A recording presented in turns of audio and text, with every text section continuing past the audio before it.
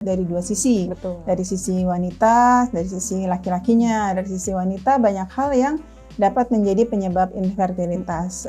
Nah, untuk kasus fertilitas ataupun infertilitas, nah biasanya apa titik yang ditusuk itu tergantung dari diagnosa yang kita tegakkan untuk pasien tersebut gitu. Jadi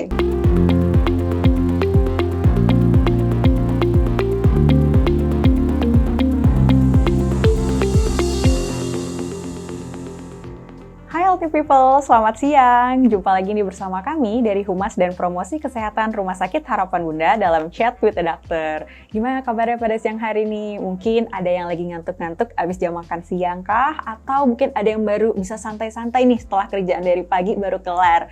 Nah, dimanapun itu, semoga healthy people senantiasa dalam keadaan yang sehat, baik, dan berbahagia ya.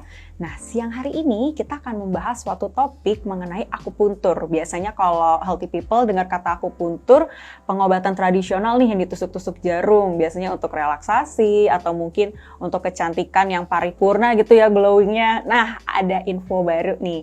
Jadi kalau healthy people mungkin pernah ada yang dengar akupuntur untuk fertilitas. Tapi mungkin ada juga yang baru pertama dengar. Nah, supaya nggak bertanya-tanya sendiri, langsung aja kita konsultasikan, kita diskusikan topik hari ini langsung bersama ahlinya, dokter spesialis akupuntur telah hadir di studio, Dr. Tresna Ningsih, spesialis akupuntur. Selamat siang, dokter. Selamat siang. Nah, gimana dokter? Kabarnya pada siang hari ini gimana, dok? Ya, alhamdulillah baik. Alhamdulillah baik, luar biasa dok ya. Nah, ya. healthy people nih, jadi kalau misalkan nanti ada pertanyaan, jika ada yang ingin disampaikan, langsung aja join sama diskusi kita dok ya, pada siang hari ini silakan. Melalui chat Instagram. Nanti untuk pertanyaan yang beruntung akan langsung dijawab oleh Dr. Tresna. Begitu dok? Luar biasa. Oke deh. Tanpa berlama-lama lagi nih dok, mungkin semua udah juga mulai bertanya-tanya. Jadi kan terapi akupuntur untuk fertilitas, untuk kesuburan seperti tadi disebutkan di awal nih, ternyata itu akupuntur bisa gitu dok ya untuk kondisi tersebut. Mungkin boleh jelaskan dulu dok, jadi untuk fertilitas atau infertilitas kesuburan itu sebenarnya kondisi yang bagaimana sih dok? Iya. Jadi memang saat ini ya fertilitas itu artinya kesuburan ya. Jadi kalau di pasangan usia muda itu diharapkan mempunyai tingkat fertilitas yang tinggi, yang cukup, sehingga ketika mereka membina keluarga, menjadi suami istri, segera mendapatkan keturunan yang diharapkan. Akan tetapi pada beberapa pasangan ada yang memiliki beberapa hambatan yang mungkin terjadi dari pihak yang wanita atau pihak yang laki-laki, sehingga mengakibatkan apa yang dinamakan sebagai infertilitas atau ketidaksuburan. Jadi kita mungkin bisa jelaskan definisinya dulu ya tentang infertilitas. Jadi infertilitas itu adalah suatu kondisi di mana pasangan suami istri dengan melakukan hubungan seksual yang rutin selama sekitar minimal 2 kali seminggu selama 1 tahun tanpa intervensi atau tanpa penggunaan kontrasepsi apapun, tapi belum berhasil mendapatkan kehamilan. Nah, itu bisa didefinisikan sebagai infertilitas. Dan saat ini memang harus kita akui karena mungkin faktor dari pengaruh pola hidup modern yang tinggi dengan stres, kemudian pola makan yang cenderung pola makan yang instan, yang semua serba instan gitu ya. Nah, itu sangat adalah kontribusinya ya terhadap semakin tingginya angka infertilitas. Selain itu juga mungkin tingkat kesadaran yang lebih tinggi dari masyarakat ya, sehingga ketika pasangan usia muda 1 tahun menikah kok belum punya anak, mereka segera melakukan pemeriksaan sehingga diketahui ada atau tidaknya infertilitas seperti itu.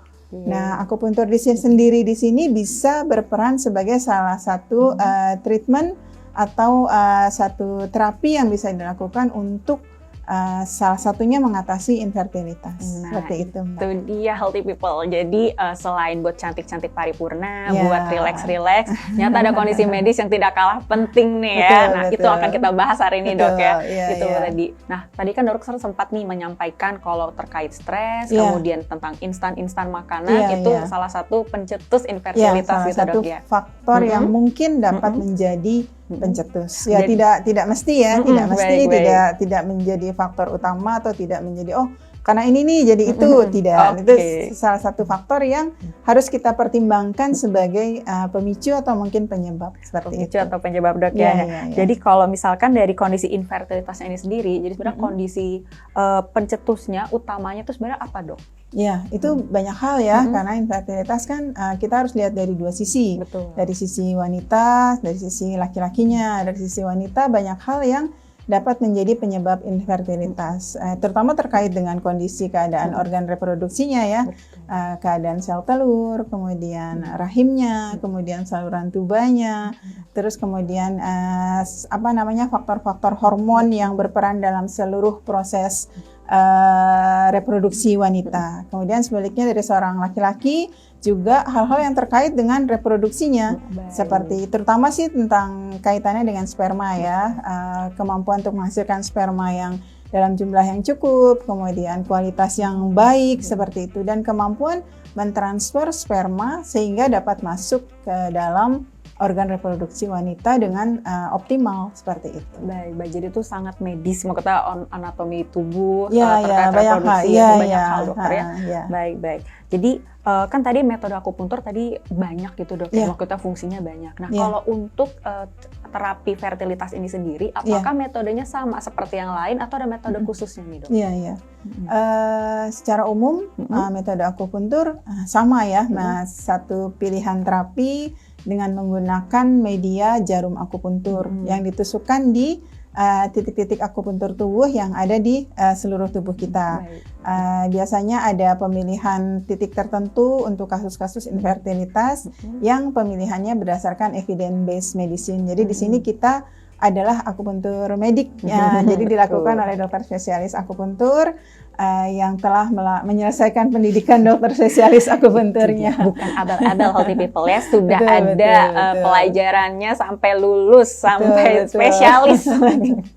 Gitu, ya. Berarti itu, Dok ya. Nah, tadi kan sempat ini, Dok, ada beberapa healthy people kan juga sama kayak saya ini baru tahu. Kita kan taunya akupuntur itu jarum ditusuk gitu kan ya. Terus ternyata ada info lain, ternyata bisa pakai arus listrik. Nah, ini dia nih, Dok. Jadi apakah nantinya kalau untuk terapi yang fertilitas ini akan menggunakan arus listrik juga, atau mungkin ada rangsangan lain untuk jadi stimulan? Oh iya, memang.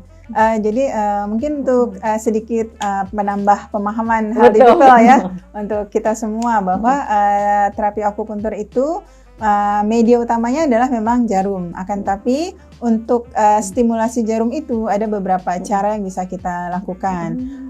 Selain jarum sebenarnya ada beberapa media lainnya ya, seperti akupuntur. Jadi kita pakai cairan tuh dimasukkan ke titik akupuntur. Kemudian juga ada tanam benang ya. Jadi bukan pakai jarum tapi pakai benang yang ditanam di bawah kulit kita seperti itu.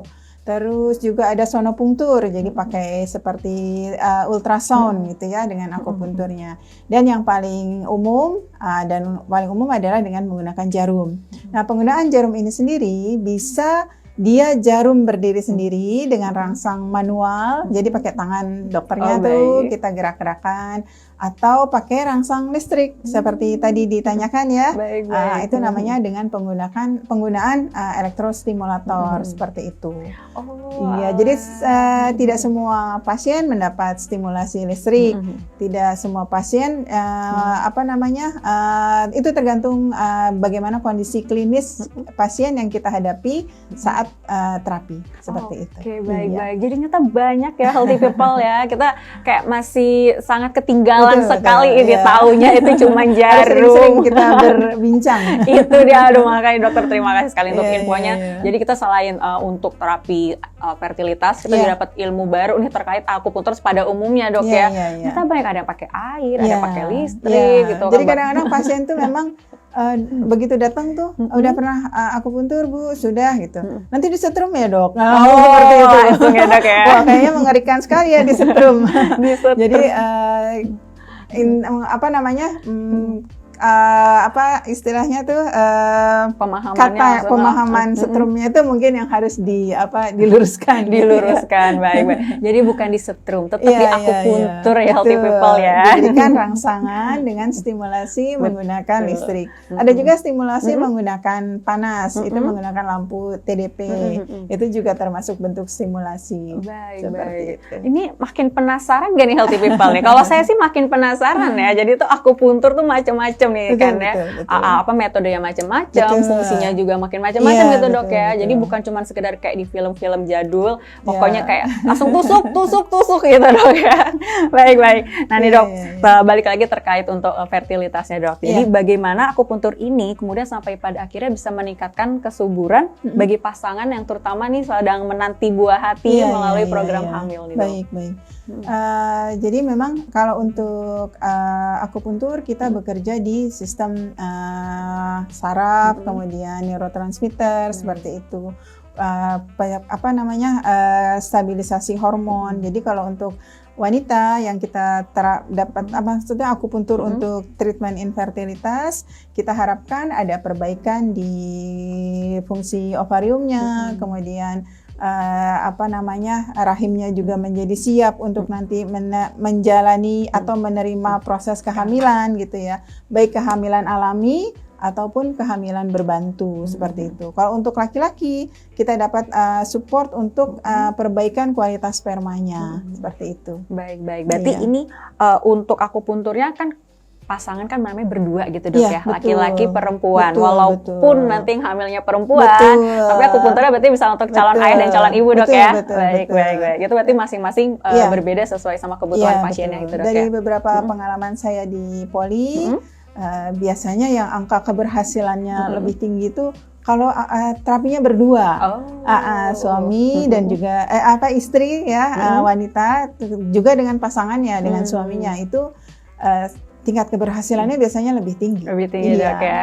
Jadi selain saling semangat selain saling support juga karena pengobatannya bareng-bareng, jadi kan juga makin semangat dok ya. Betul. Nah, itu salah satu tips. Jadi kalau mungkin mau satunya akupuntur, satunya enggak, mendingan sekalian aja. Iya, betul. Walaupun mungkin memang yang diketahui bermasalah misalnya wanitanya saja, laki-lakinya tidak, atau laki-lakinya saja, wanitanya tidak. Akan tapi untuk meningkatkan angka keberhasilan promil ini, terapi berdua jauh lebih baik. Jadi juga sehatnya barengan. Sama. Betul.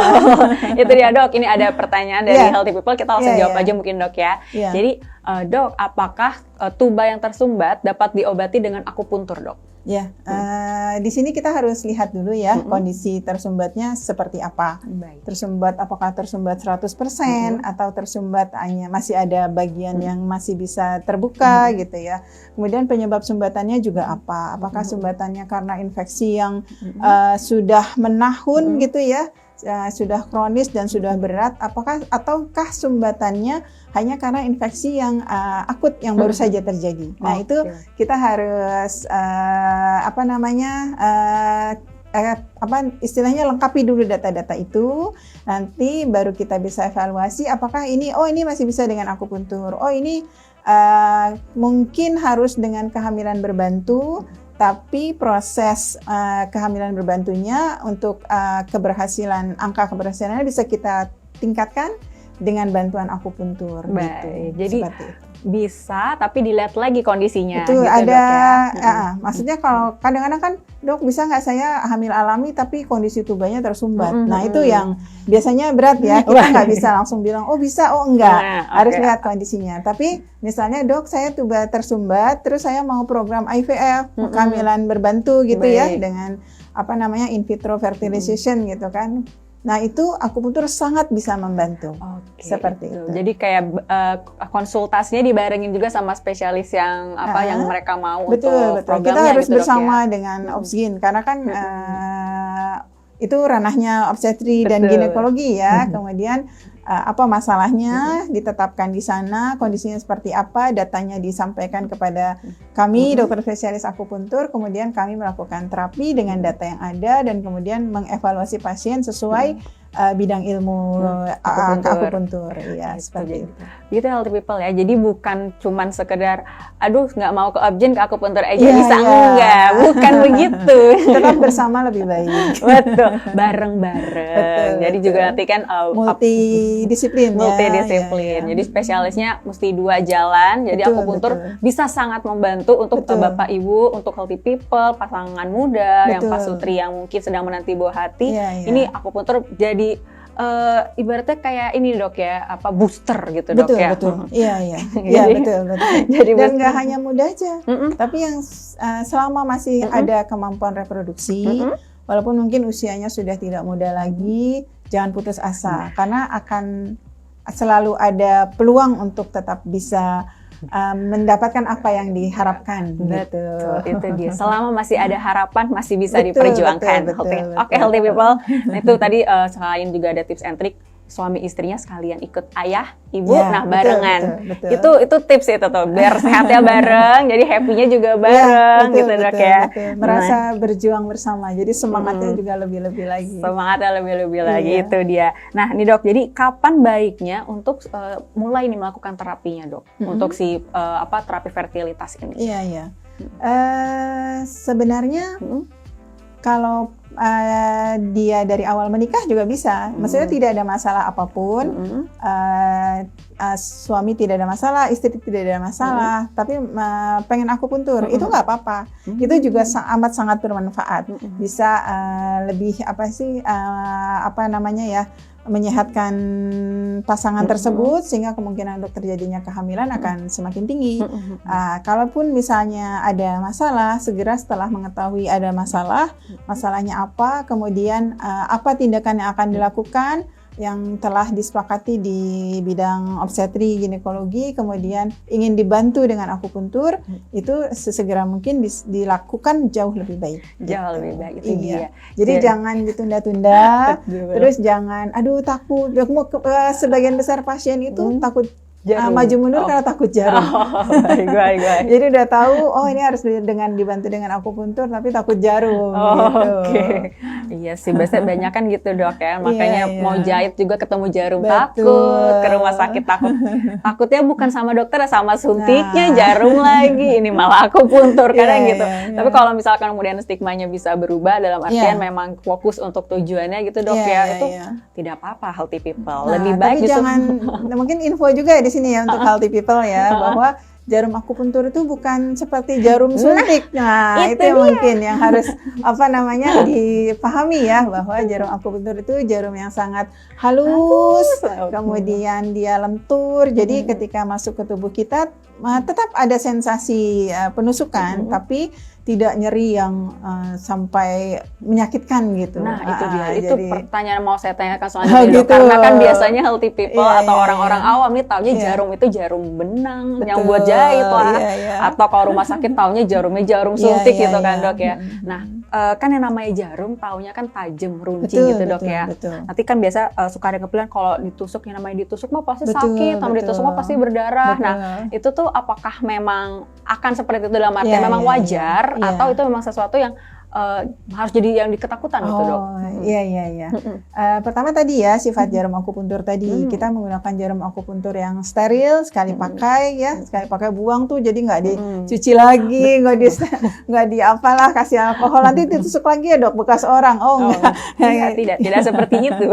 Ya, kita menggunakan jarum yang disposable, sekali pakai, buang ya. Untuk per individu selalu baru, dan jarumnya, karakteristik jarumnya adalah sangat halus, kemudian jarumnya tidak berongga, dan dia sangat lentur. Memang ada beberapa jenis jarum akupuntur ya, dengan panjang dan ketebalan yang berbeda-beda, tapi secara umum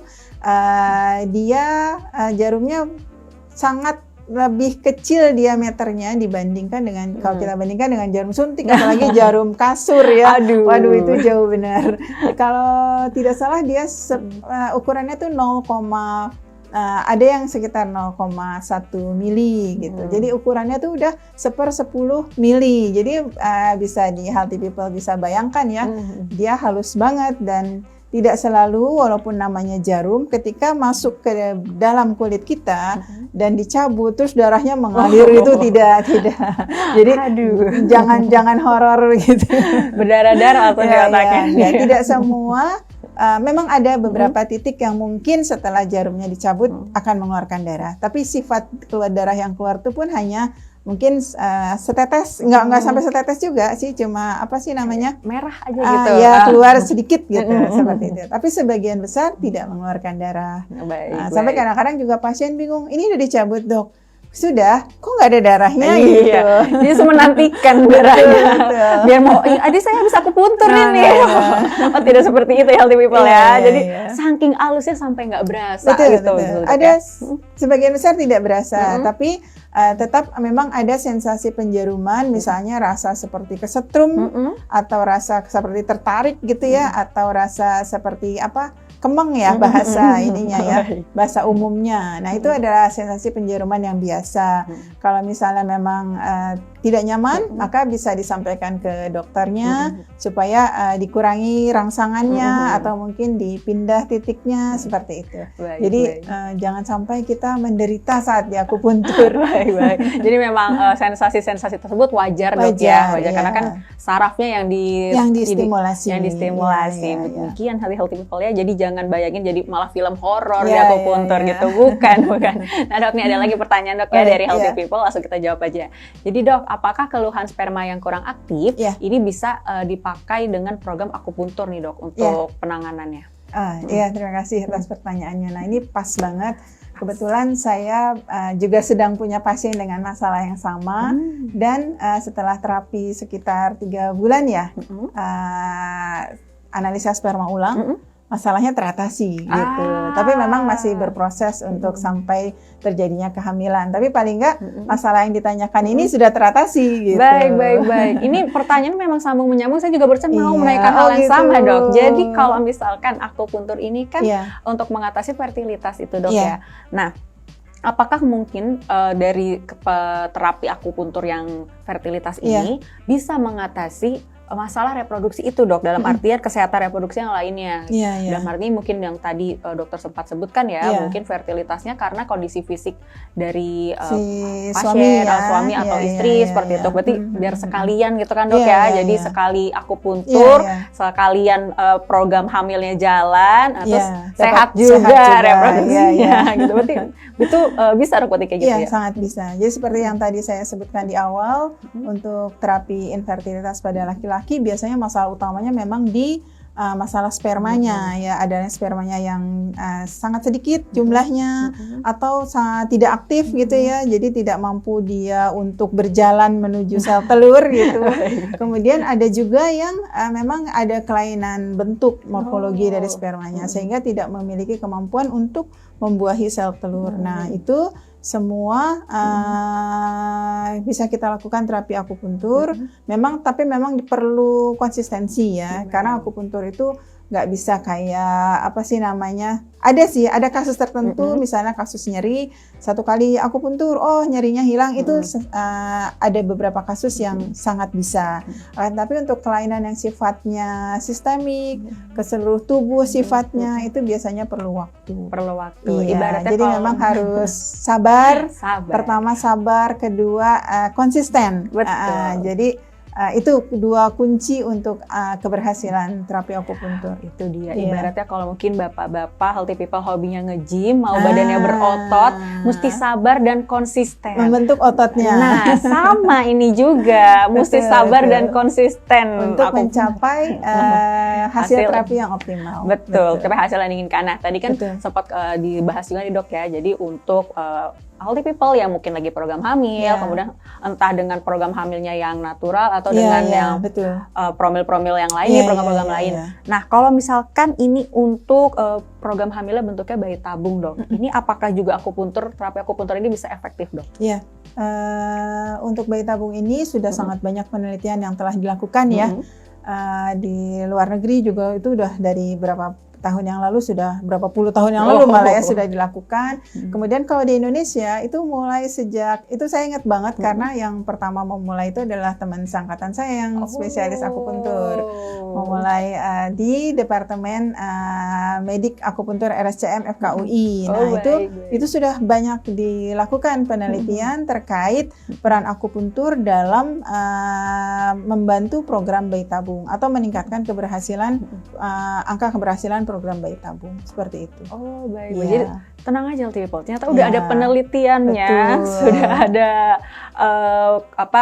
yang berhasilnya mungkin dok ya. Maksudnya udah jam terbangnya banyak lah untuk dan itu. Sekarang ini sebagian besar center bayi tabung biasanya ada dokter akupunturnya juga. Iya, jadi kalau misalnya Healthy People mungkin promil di mana gitu, misalnya mau sekalian akupunturnya, silahkan. Biasanya tanyakan saja, biasanya ada. Atau kalau misalnya di tempat yang nggak ada, silahkan datang ke Rumah Sakit Harapan Bunda. Luar biasa, itu dia. Jadi untuk Healthy People yang mungkin kemudian memilih untuk program hamil bayi tabung atau mungkin program hamil yang lain, itu akupuntur bisa lagi-lagi sangat membantu dok sangat ya. Bisa, karena sudah banyak bukti evidence-based medicine-nya, bukti penelitiannya yang memang benar-benar kita bisa lihat seberapa akupuntur itu berperan dalam proses bayi tabung. Proses bayi tabung. Testimoninya udah ada. Tenang aja Healthy People, sudah terbukti gitu dok ya. Kalau mau testimoni yang real, nanti boleh berkonsultasi dengan saya. Nah, itu dia. Atau teman-teman akupuntur lainnya di Rumah Sakit Harapan Bunda. Betul, itu dia. Jadi akupuntur bukan lagi jadi hal-hal yang hanya sifatnya tradisional, yang hanya kayak, aduh ada diagramnya, ada panelnya kita tusuk, enggak. Ini memang sudah ada ilmunya, betul dia. Yang based on benar-benar penelitian. Betul. Jadi udah bukan cuma asal tusuk lagi, enggak. Tapi memang sudah ada penelitiannya, ada ilmunya, ada ahlinya. Jadi jangan di rumah tusuk-tusuk beda jarumnya gitu dok ya. Itu dia. Nah nih dok, ada lagi nih dok pertanyaan dok ya. Dok, apa yang harus disiapkan sebelum akupuntur dan harus diulangi berapa lama lagi supaya hasilnya bisa maksimal ini dok? Baik, untuk persiapan akupuntur sebenarnya tidak ada yang khusus ya. Jadi kita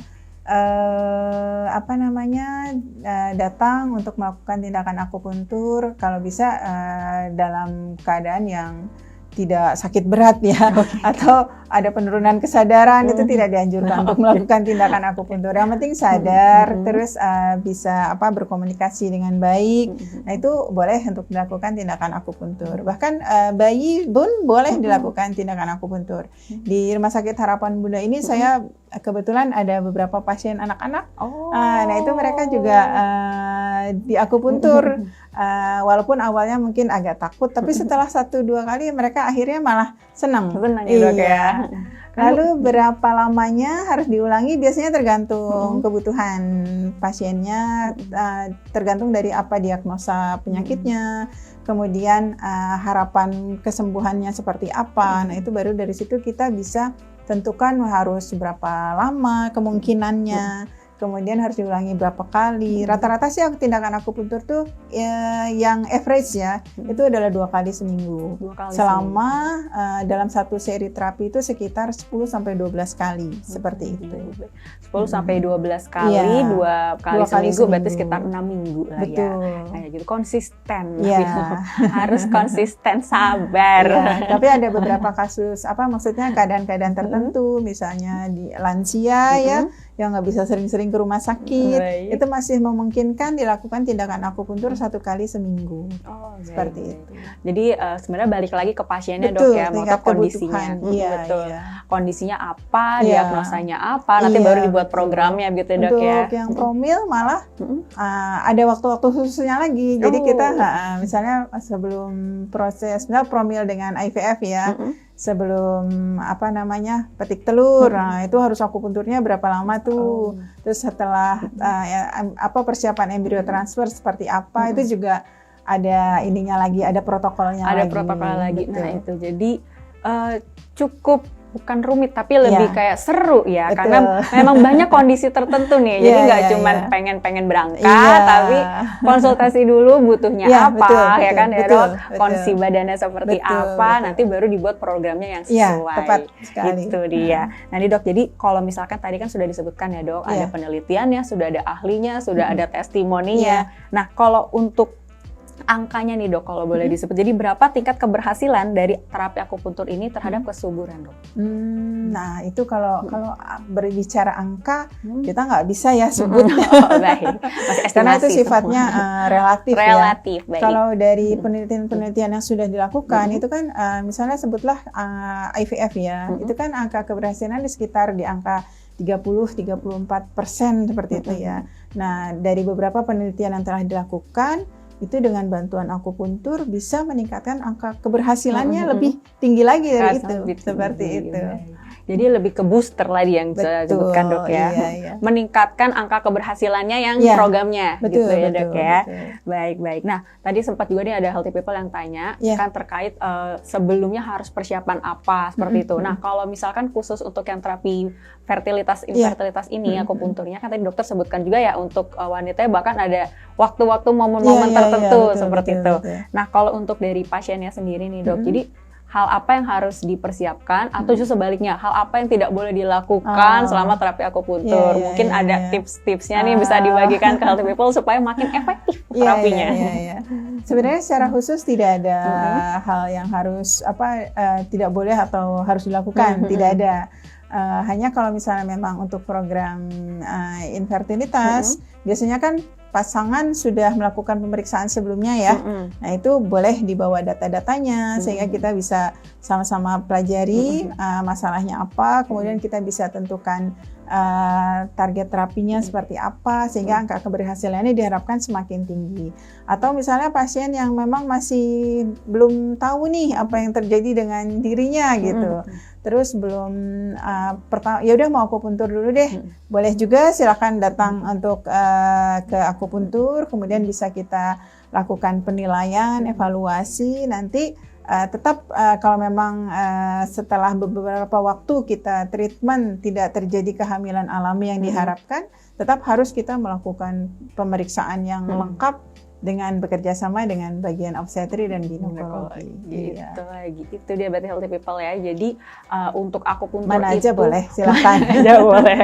Itu dia. Jadi bisa dengan mau datang langsung akupuntur dulu boleh. Boleh, dipersilakan. Ya, mau kemana dulu baru akupuntur juga boleh. Boleh. Mangga kalau kata dokternya mah bebas. Mau akupuntur dulu atau mungkin ke dokter lain spesialis dulu. Boleh. Kemudian akhirnya akupuntur menjadi booster itu ya. Iya, kita sifatnya kan bekerja sama. Betul.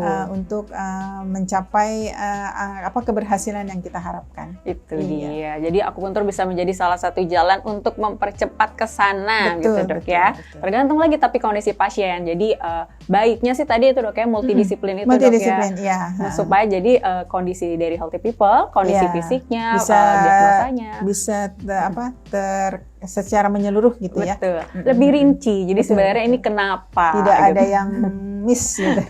Butuhnya apa? Betul, Kan jadi gitu dok ya. Iya. Jadi kan goalsnya atau tujuannya juga makin jelas lah. Maksudnya apa yang perlu dilakukan untuk sampai ke sana, yang mau dituju apa. Jadi lebih terukur lah gitu dok ya. Itu dia. Nah dok ini ada pertanyaan lagi dok. Jadi kan biasanya kalau untuk fertilitas ini kan biasanya ditusuk untuk di titik-titik yang terkait sama fertilitasnya itu dok ya. Maksudnya untuk bagian reproduksinya atau untuk bagian yang perlu diperbaiki, bukan diperbaiki, perlu diobati gitu dok ya. Nah itu dia. Itu biasanya titik-titiknya yang bagaimana dok? Iya, titik-titiknya biasanya kembali kita kalau kita bertemu dengan pasien, biasanya kan kita lakukan anamnesa dulu ya. Digali permasalahannya apa, kemudian dicari kemungkinan penyebabnya apa. Terus kita definisikan, oh ini masalahnya seperti ini. Setelah itu baru dibuat rencana terapinya. Nah untuk kasus fertilitas ataupun infertilitas, nah biasanya apa titik yang ditusuk itu tergantung dari diagnosa yang kita tegakkan untuk pasien tersebut gitu. Jadi walaupun sama-sama infertilitas, mungkin titiknya akan berbeda dengan infertilitas yang lain. Jadi memang nggak bisa disamain tuh. Itu dia. Iya. Itu dia. Jadi mungkin healthy people kayak mau siap-siap dulu, aku mau coba, aduh sakit nggak di situ. Nah nggak bisa. Harus konsul dulu. Betul. Tahuan dulu diagnosanya apa. Iya betul. Secara umum memang titik yang digunakan pasti titik akupunktur yang ada di tubuh kita. Bisa kasus infertilitas ini bisa titik yang ada di kaki, titik yang ada di tangan, kemudian titik yang ada di perut, beberapa mungkin titik di telinga gitu. Jadi akupunktur ini tidak mungkin kadang-kadang ada beberapa ya yang mungkin membayangkan infertilitas nanti ditusuknya di area yang horor-horor itu ya dok gitu. Jangan khawatir, tidak seperti itu. Tidak seperti itu. Tenang saja healthy people. Iya. Walaupun ngomongnya infertilitas, dari tadi kita ngomongin reproduksi, kan titik sarafnya di mana-mana gitu dok ya. Nah, gitu. Jadi sudah banyak penelitian tentang itu dan sudah banyak juga jurnal yang mendukung bahwa penusukan titik di kaki ternyata dapat meningkatkan aliran darah ke rahim, kemudian penusukan titik di perut dapat meningkatkan kemungkinan ovulasi yang lebih bagus seperti itu. Seperti itu. Jadi kuncinya konsul dulu. Betul. Daripada bertanya-tanya seperti di awal yang baru tahu nih, daripada bertanya-tanya sendiri bingung, langsung ketemu aja sama ahlinya. Begitu dok. Setuju. Ya. Itu dia. Oke deh. Aduh Dokter Tresna, terima kasih sekali. Sudah terasa ini. Saya yakin mungkin healthy people ada yang sama, nggak berasa. Sekiranya saya masih punya kesempatan untuk bertanya. Nah, saya pikir tadi lama. Itu dia. Saya kira aduh baru nyala kok udah mati, udah mau udahan. Nah, betul. Daripada nanti healthy people mungkin malah kesimpan sendiri, bingung pertanyaannya, mesti tanya ke siapa. Jadi lebih baik langsung aja tanya ke Dokter Tresna Ningsih, spesialis akupunktur. Langsung konsultasi aja begitu dok ya. Betul. Karena ilmunya hari ini luar biasa sekali dokter. Terima kasih untuk kebersamaannya pada siang hari ini. Semoga juga para pasutri muda atau mungkin yang tadi ya dok ya tidak terbatas umur yang memang masih berharap untuk adanya buah hati. Ini semoga sangat membantu untuk infonya. Nah nanti silahkan langsung aja konsultasi ke dokter spesialis akupunktur Dokter Tresna Ningsih. Beliau praktek di Rumah Sakit Harapan Bunda di hari Senin dan Rabu pukul 9 sampai jam 1 siang atau di hari Sabtu jam 8:30 sampai jam 2 siang gitu dok ya. Agak panjang di hari Sabtu tapi hati-hati ngantri rame nih dokternya dokter rame nih healthy people. Jadi kalau misalkan nanti aduh takut nggak keburu nih boleh pakai online service dokter online service ini boleh di nomornya dicatat 0817 0349 0318 itu cukup ketik DOS dokter online service nanti admin kami yang akan membantu untuk pendaftarannya sebelum jam 2 siang tapi ya healthy people ya supaya nanti koordinasinya lebih enak juga nih. Betul. Gitu dok ya. Nah atau mungkin healthy people yang maunya aduh aku takut gak kehabisan kuota nih gitu ntar gak kebagian dokternya gitu boleh daftarnya melalui WhatsApp official kami di 0813 8045 3716 nanti di situ juga akan ada langkah-langkahnya silahkan diikuti aja. Kalau untuk Harapan Bunda pendaftaran bisa ketik 1.2 seperti itu. Nah untuk healthy people yang mungkin ketinggalan karena saya kira jamnya jam 3 gitu. Saya kira aduh tadi jam 11 ditungguin belum mulai. Makanya ikutin terus Instagram kami untuk edukasi-edukasi yang mungkin healthy people udah nunggu-nunggu nih topik ini tapi jangan sampai ketinggalan di RS Harapan Bunda _JKT. Itu nanti kalau kita mau ada IG live lagi dengan topik yang tidak kalah seru nanti bisa diinfokan di situ supaya healthy people nggak ketinggalan. Atau emang khusus nih akupunktur tadi di awal banyak banget ya disebutinnya jenis-jenisnya. Aduh daripada cari di internet malah ribet. Tungguin aja nanti tayangan hari ini akan kita munculkan di YouTube channel kita dokter di RS Harapan Bunda Jakarta. Nanti kalau misalkan udah ditungguin belum muncul-muncul nih tayangan kita hari ini boleh dulu ditonton sebelum-sebelumnya. Edukasi juga nggak kalah menarik. Kalau suka jangan lupa di like, di subscribe, dan juga dibagikan supaya kita juga makin membantu orang-orang lain ya dok ya, makin bermanfaat nih diskusi kita pada siang hari ini. Seperti itu. Nah itu dia healthy people, pesan terakhir dari saya, kesehatan itu bukanlah pilihan tapi adalah suatu keharusan yang harus diperjuangkan sedini mungkin. Untuk itu terima kasih untuk partisipasinya, untuk atensinya pada siang hari ini. Semoga healthy people juga makin terbantu dengan diskusi kita pada siang hari ini. So keep healthy and happy.